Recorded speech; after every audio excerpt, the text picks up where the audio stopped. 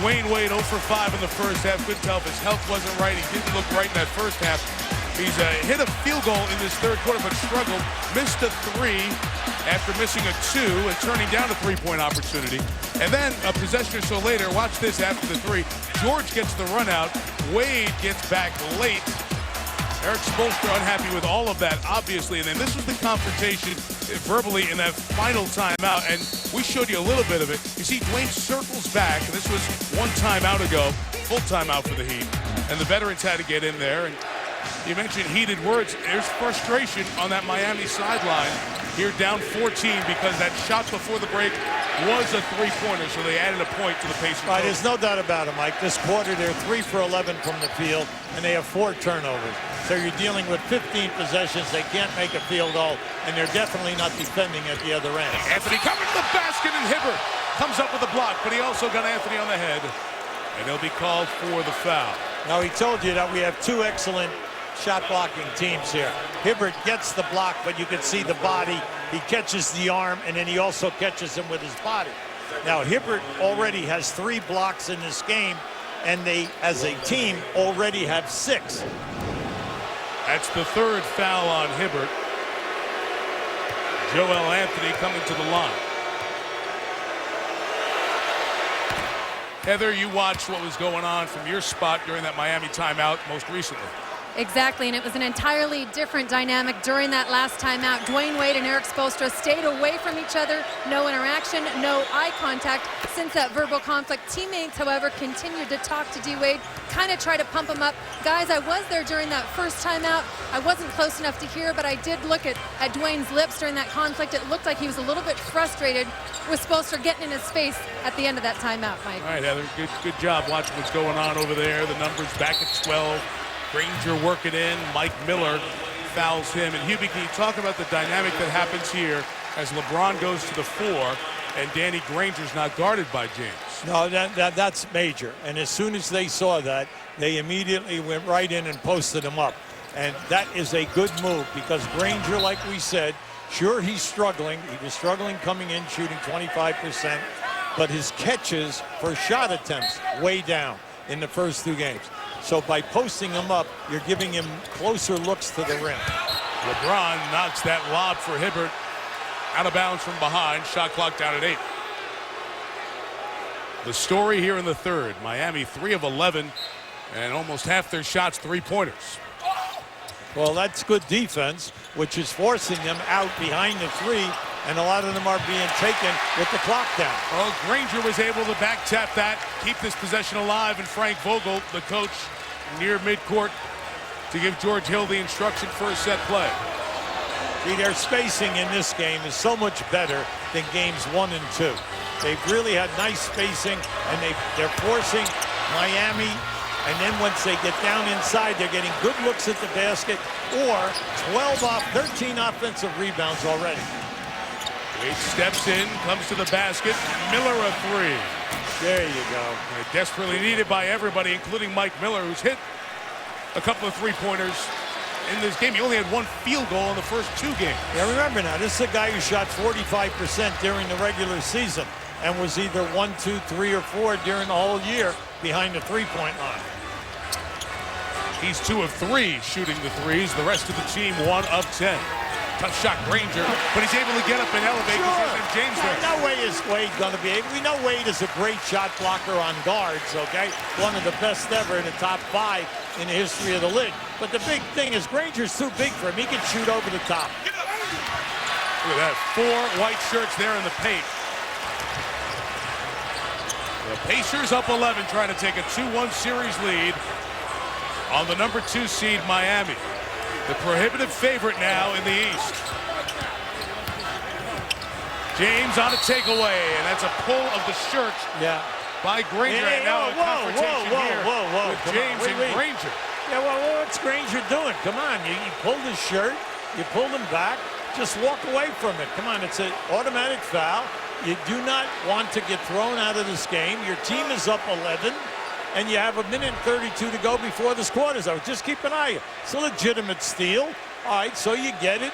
All right, the elbow. Yeah, right, the elbow came up. Yeah. Hey, hey, look, stay away from LeBron James. They need you. Your team needs you to guard LeBron James.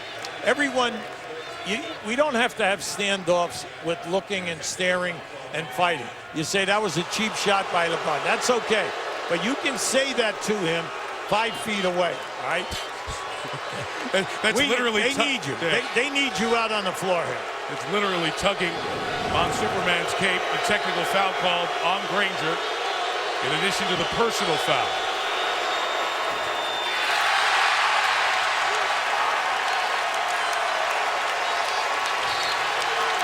And now both sides up at the table asking about a clear path foul there as well.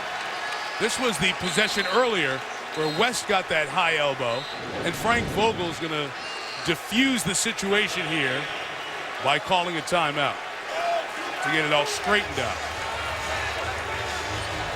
So the clear path conversation goes on as well as we have a timeout. Pacers up 11.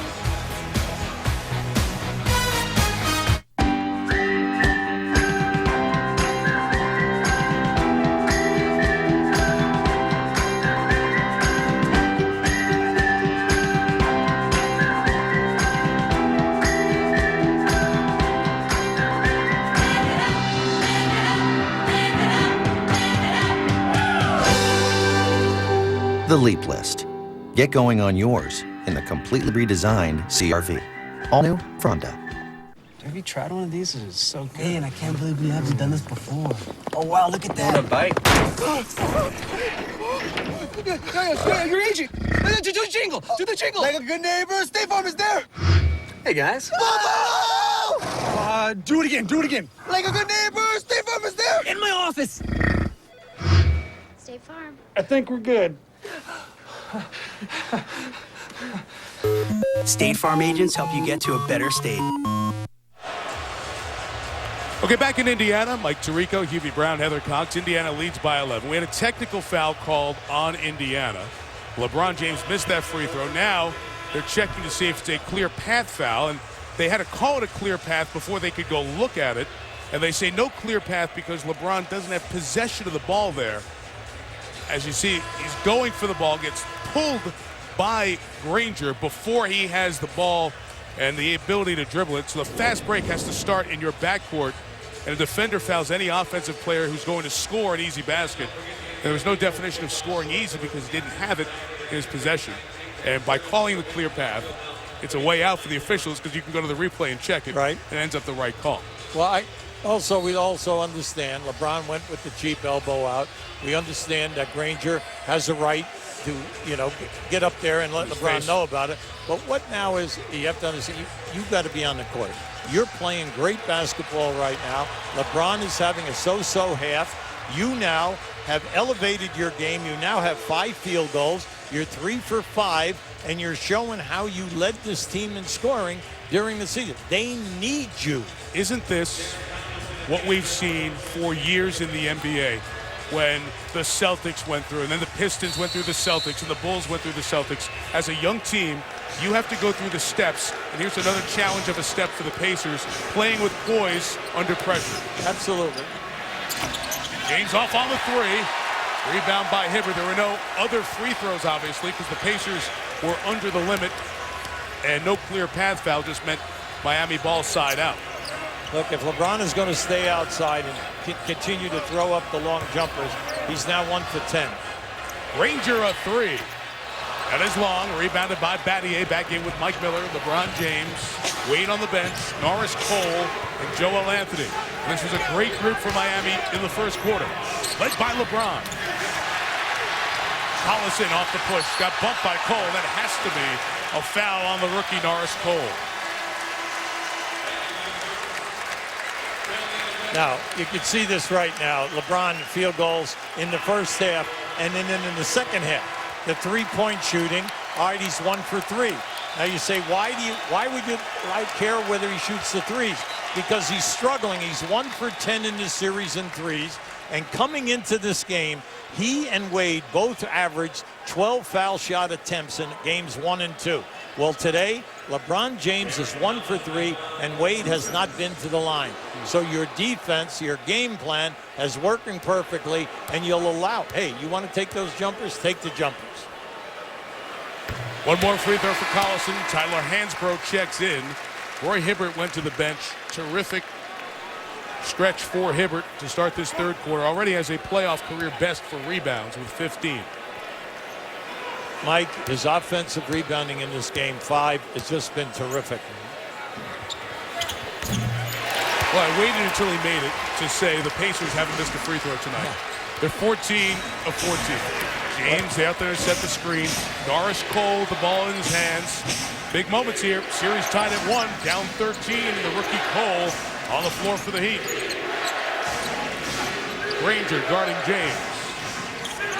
Battier, 0 for 6 shooting a 3. They can't make it. Watch for the trailer.